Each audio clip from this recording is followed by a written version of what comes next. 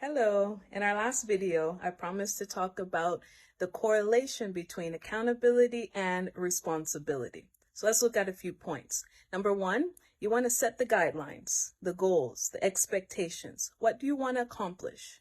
Number two, you got to clearly state the consequences, whether that's good or bad. What will happen if you accomplish your goals? What will happen if you don't? Then number three, you got to be responsible. This is where you give room for responsibility. If it's yourself, this is where you do the actions. If it's someone else, this is when you give them room to do what's expected. Number four, evaluate accordingly, according to the guidelines, the goals, the expectations that was set. And then in evaluations, you look at it. Did you hit the target? If so, that's growth. If you didn't hit the target, but you accepted the consequences, you're working to get better, that too, that's growth. But if you didn't hit the target and then you blamed others or you started getting upset because you were confronted, that's irresponsibility or low productivity. And then there's no room for growth in that. We see the same principle being played out in scripture, unfortunately, in a negative sense. We see God giving Adam the commandment, you can eat from every tree in the garden except from the tree which is in the midst of the garden. That was the guidelines. That was the goals. That was the expectation.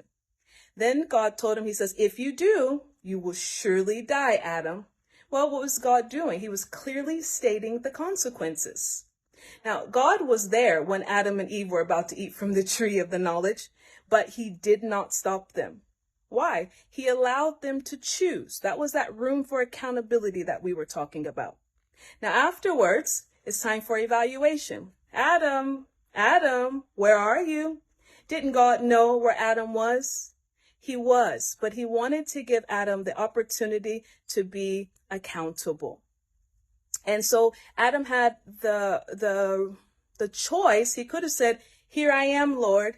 But instead, when he was confronted, what did he do? He says, it wasn't me. It was that woman you gave me. And what did Eve do? She said, it wasn't me, it was the devil.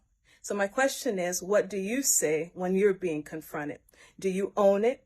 Do you look for ways to improve? Or do you blame others? We're talking about responsibility and accountability. Be blessed.